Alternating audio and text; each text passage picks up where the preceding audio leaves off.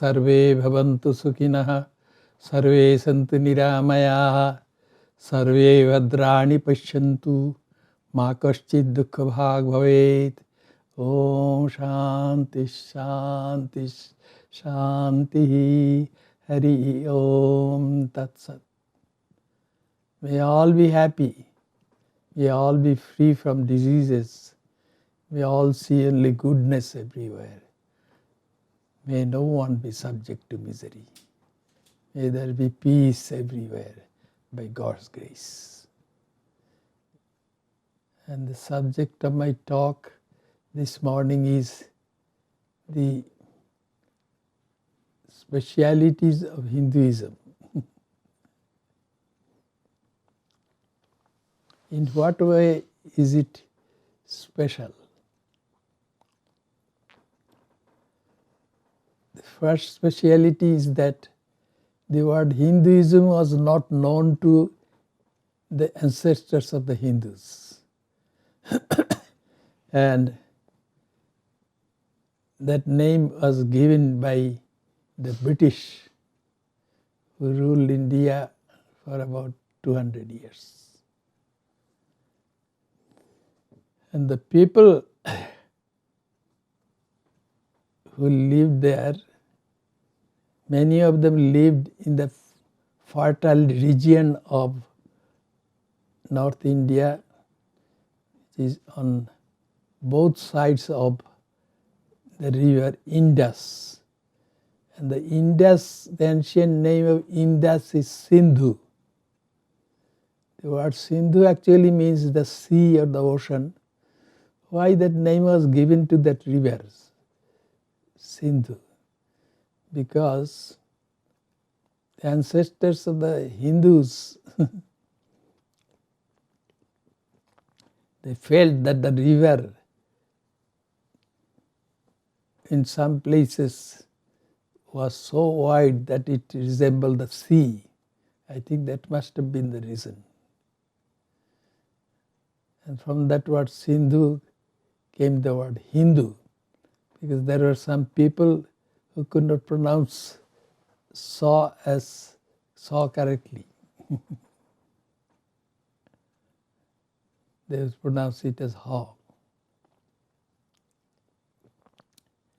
I am supposed to speak of the specialities of Hinduism. What are the specialities? Well, I mentioned one, but I will mention a few others. The second speciality of Hinduism is that it does not have any founder. It is a religion without a founder.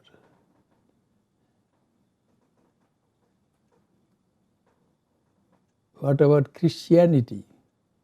You think that religion has a founder, and Jesus Christ was the founder. Although it is not quite true, but still that's what people believe in. But Hinduism has no founder. And as another speciality of Hinduism is that it is the most ancient living faith.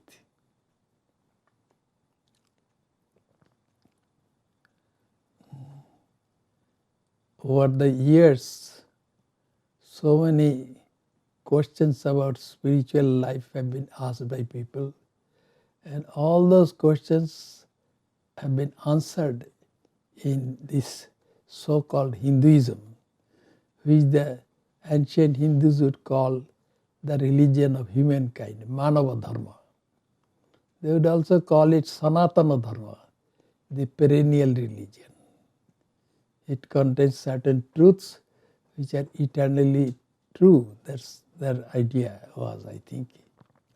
And the Sanskrit word for religion is dharma. And in Hinduism, all questions which have been asked about religion, they are welcome. The word blasphemy is not there. And the answers are also there. People at different levels of mind ask different questions. That's why Hinduism contains many truths which are answers to some questions which are of a lower level. And those answers are called lower truths. So Hinduism contains many lower truths and higher truths, and also the highest truth. What is the highest truth? That is divinity. Divinity is the highest truth according to this religion. So what is dharma? That question has been raised and the answer has been given. Dharayati dharma iti ahu. That is something which sustains us, that is dharma. So in that sense, the name that is given, that is to Hinduism, that is Manava Dharma, that means the religion of humankind. That it is sustained by what? Sustained by the highest truth, which is divinity. It is divinity which is at the basis of this religion. And the basis of Hinduism is some super sensuous truths. Some truths were discovered by the highly purified minds of the ancestors. Somehow or the other they had made their minds very pure. And with the pure minds they came to know certain super sensuous truths. Truths about God, or relationship between the created and the creator, or what happens after one's death, or did he exist before our birth, etc., etc.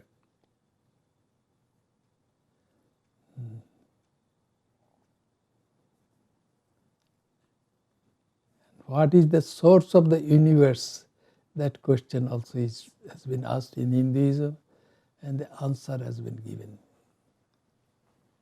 That is, before this world was created, there was divinity there.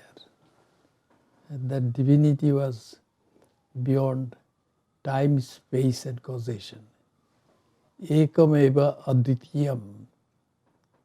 It is alone without a second.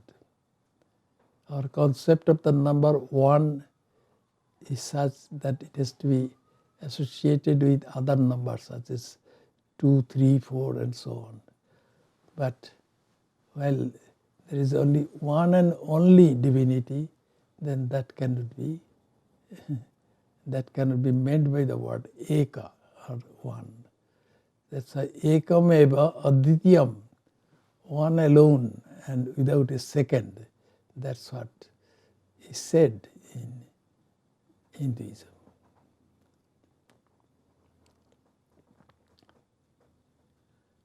And the divinity which sustains the so-called Hinduism is also known a little bit differently from what people of other theistic religions think. According to Hinduism, God is omnipresent, but not manifested equally. God is present in non-living objects, also equally present, but not manifested. But God is present in human minds also, but there the manifestation of divinity is more. In living plants there is more manifestation of divinity,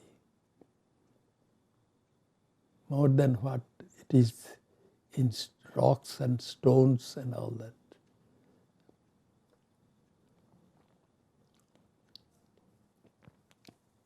So the divinity is present everywhere equally, but not manifested equally everywhere.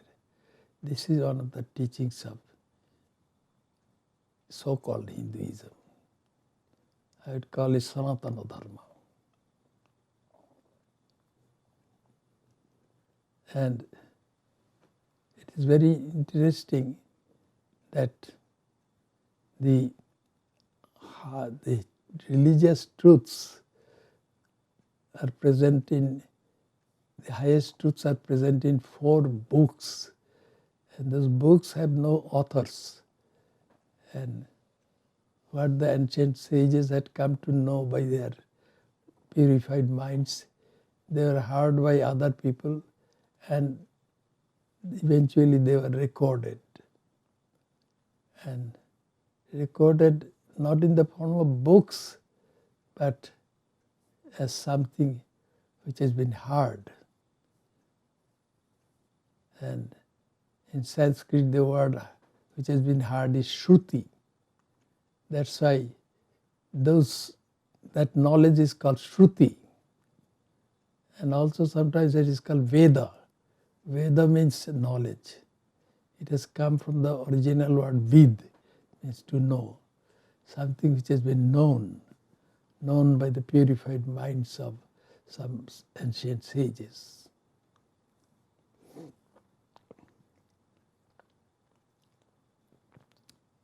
So there are eventually some books were created out of Veda. The most ancient one is called Rig Veda. Then comes Yajur Veda, Rig Sama Veda, and Atharva Veda is the youngest. So these books of Sanatana Dharma are the sources of different religions of the world also. What we call Zoroastrianism, that came from Atharva Veda. In Atharva Veda, the word Asura used to mean divinity or God. The word Asura does not always mean which is not God. Sura means God and Asura is not God. That idea was not there. So Asura meant God also. In the Rig Veda also you find mention of the word Asura to mean God or some deities. And so Zoroastrianism, which has come from Atharva Veda, that is named after one saint called Zarathustra. Zarathustra is Zarat Ustra, that means white camel. That is the meaning. So from that came the word Zoroastrianism. But they are no other than, this Zoroastrianism is no other than Hinduism. Jainism also is no other than Hinduism. What about Buddhism? Buddha also was a Hindu. They all came from that original religions called Sanatana Dharma, or religion of humankind, or perennial religion.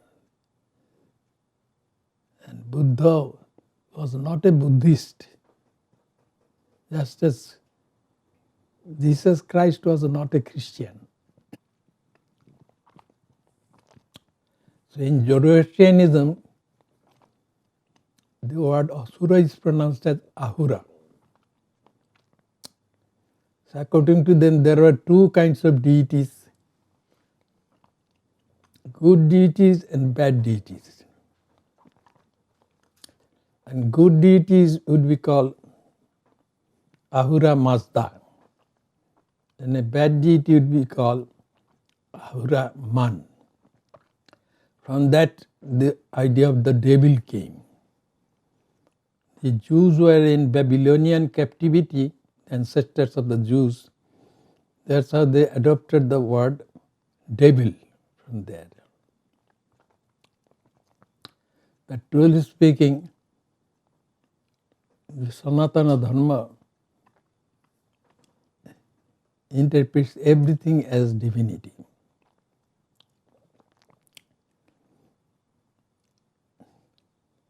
Behind all these natural forces, such as a storm and all that, and even the ocean, they used to think that there was some force, and that force was a deity. Eventually, in the Rig Veda, that is the most ancient volume of the Vedas, Rig Veda, it is mentioned, Ekam Sat Vipra Bahuda Vadanti. There is only one truth, but different sages call the same truth by different names. Hinduism therefore believes in only one divinity. It is this divinity which sustains everything. And the word that is known as Hinduism, it is spread far and wide over the major part of the world. It spread out to what we call today Persia. Persia is, or Iran, it has come from the ancient word Arya, Arya. And then it went to Tibet, and it got, at that time it would be called, Tibet would be called Chino. And what we call China today, that is Mahachina. It spread to Burma, which came from the word Brahma, that means the land of the Supreme Spirit. And even what we call Iraq today, that used to be called Oirako. They are all part of this civilization. The other specialties of this religion are, one is reincarnation, that is, living beings die and then they are reborn again. Many of them do that. That is called reincarnation. And also another speciality of this religion is that it believes in divine incarnations. That means whenever there is decline in spiritual knowledge. And so what is spirituality? Spirituality is manifestation of divinity. When there is less manifestation of divinity for some reason, then divinity becomes more manifest there and in human form. And such forms are called divine incarnations or avatara. And this is mentioned in the scriptures.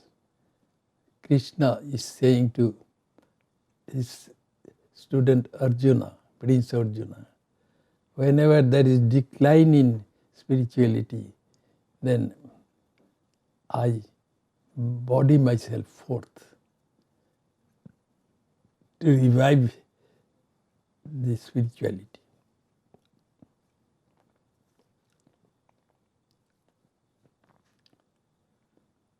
And as I have already told, this religion has the idea of harmony of different faiths.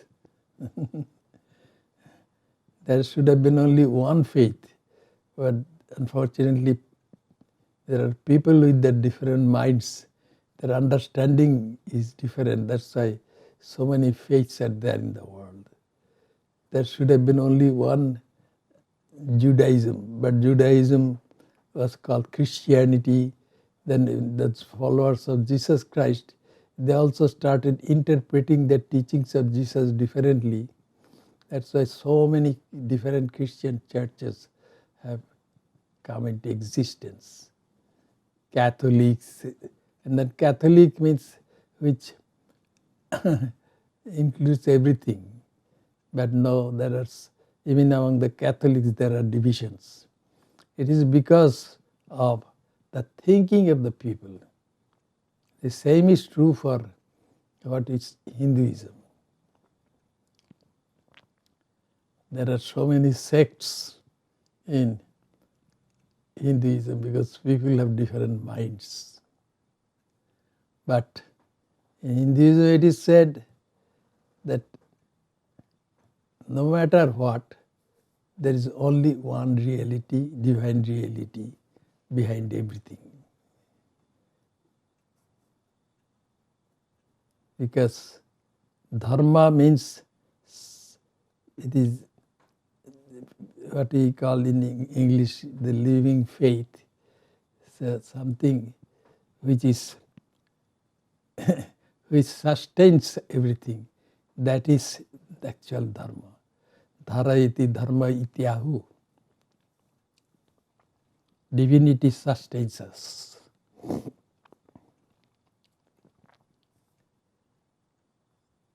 That's why behind all these ideas of deities and all, there is that true divinity. The true divinity is like a white movie screen on which different pictures are projected. Those pictures which are projected are created by the minds of people. They have different minds, and minds at different level of spiritual growth. That's why they interpret divinity differently. But that's why there are so many different concepts of deity and all this. But all are based on that one and only divinity. And it is sometimes called Parabrahma, supreme divinity. And it is the same movie screen on which so many different pictures are being projected. The white movie screen is divinity as it is, truly. And on that, all these projections are the projections of human minds. And human minds differ because of their ego. As is the ego, so will be the interpretation. So, this movie screen which is white remains the same. And that being the same, on that so many different pictures are being projected. Those pictures are projections of human minds which work according to the ego of the people. That's why when we go beyond our ego, then that is we arrive at divinity. That's why Swami Vivekananda, a great saint, used to say, unselfishness is divinity. And I have mentioned this many times during my talks. That is, divinity, which is infinity itself, is made finite by our mental projections. So we are like those projectionists who project pictures on the white movie screen.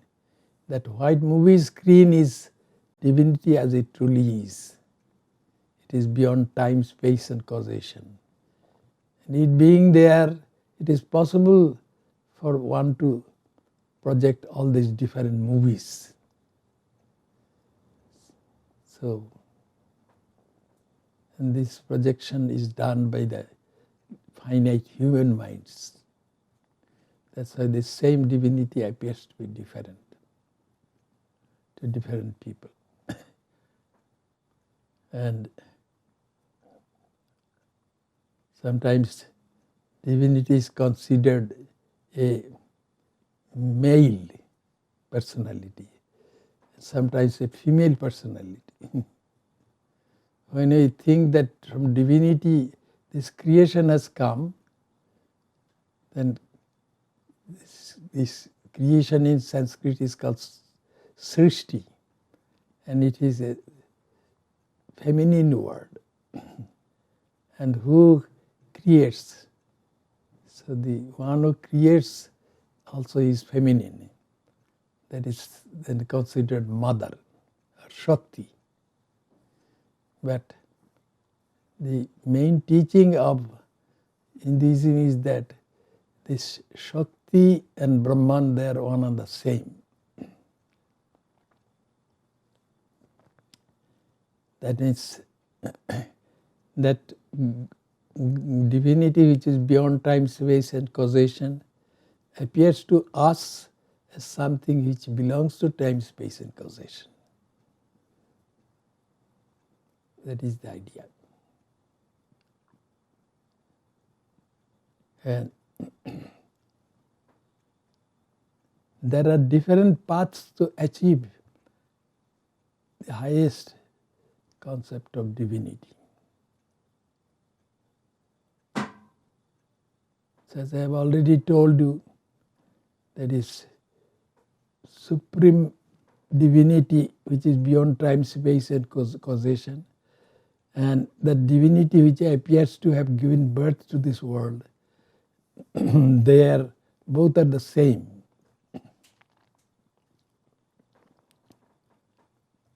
And there are so many different paths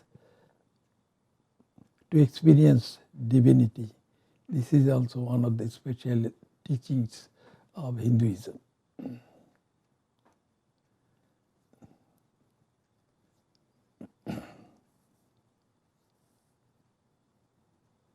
There is that city, Los Angeles, here in America. And it is in California, which is south compared to this Washington state. But to go to Los Angeles, there are different paths, not just one. So also religions are so many different paths to arrive at divinity.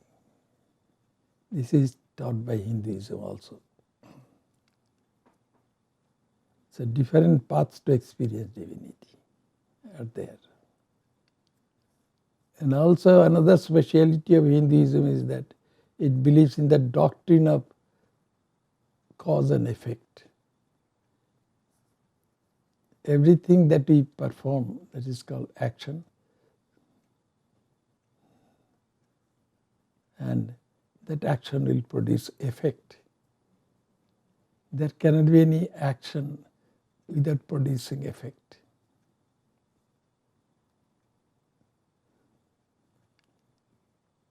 So, and this action is called in Sanskrit karma, and from that word, the word has come, karmavada, or the doctrine of karma.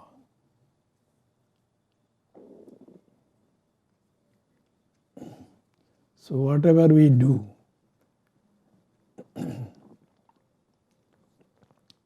What is karma? That question has been asked in Hinduism. And they have told you already that all these questions have been answered. So, what is karma? Indriyanam vyaparaha karma. Anything which is done by the sense organs, motor organs, and the internal organ mind, that is called karma. These are all action.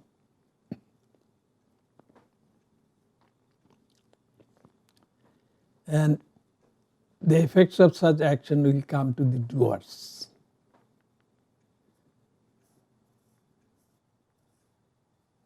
Why are we born? Sometimes poor, sometimes rich, sometimes healthy and whole, sometimes blind or deaf and all. Such questions come to the minds of people. And all these things happen due to the past activities of the persons who are born different in this world.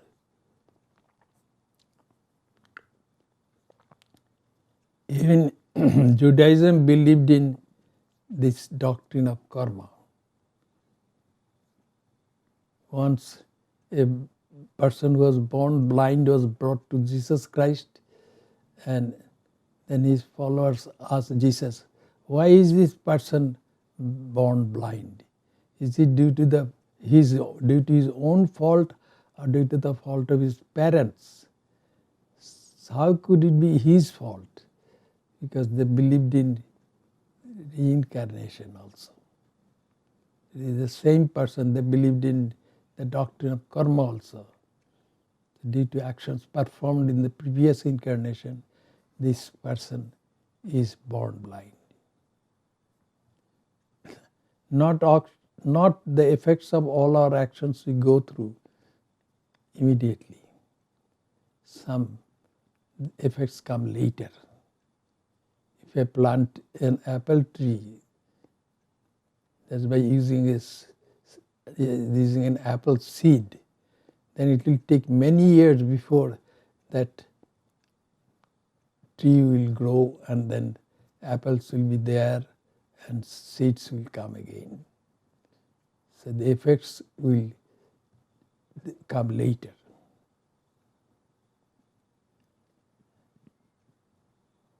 In the banks, when you put money, you can get interest readily, but then you can get interest much later, and the interest will be, the dividend will be much higher. So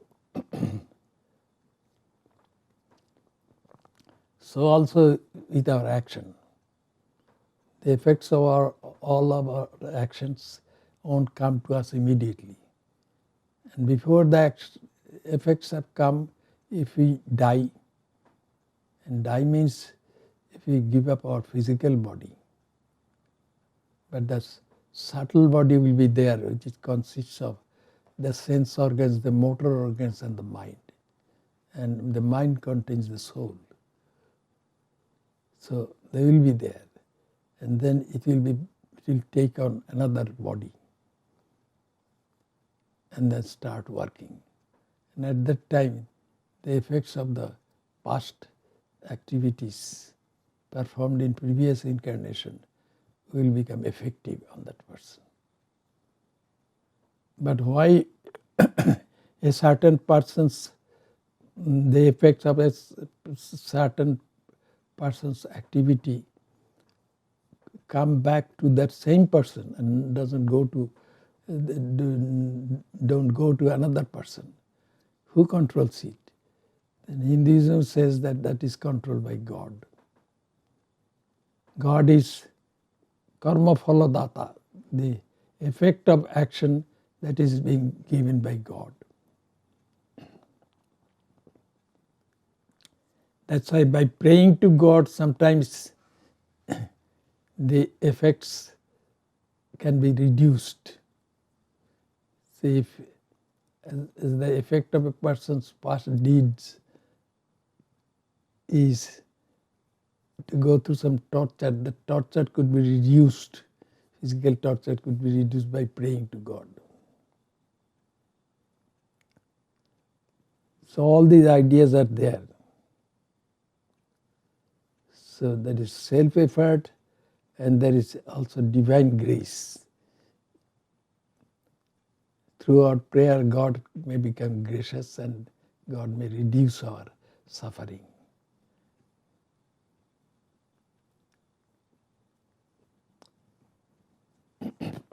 Aside from these things,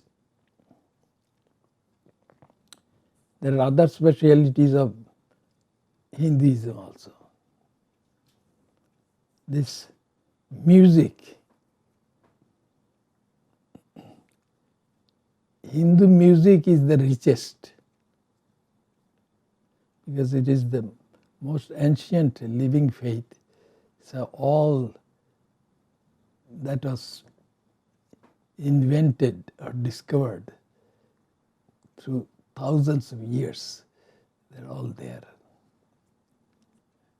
And music in cultures which are young compared to the music which is in Hinduism is also much younger. You know that musical instrument, violin, most probably it came from the original word bahulina. Bahu means arm and lina means which lies on the arm. It is called Ravana yantra also. That is, there was an ancient king called Ravana. It is he who was the inventor of this musical instrument, I think. That's why its an ancient name is Ravana yantra. And Western music, which is much younger, has only a few notes. But in Hinduism there are so many sub-notes also in the music. And so many melodies.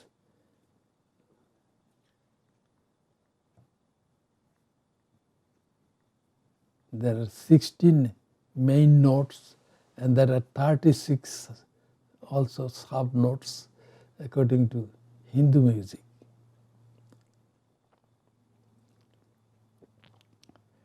And according to Hinduism, who is the greatest musician? According to Hinduism, the greatest musician is God. There is a story to depict this idea. It is believed that in our scriptures we read about sage, the great sage Narada. Narada was considered the greatest musician at one time.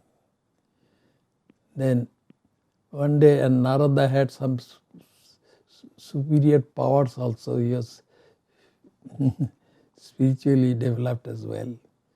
And when he was going to some region in the Himalayas, where at that time they used to believe that divinities are present, specially present. So when Narada was flying through the air, then he saw some people with their arms and legs broken and all. They're lying on the side of the Himalayan mountains. And they're all groaning and moaning and out of pain.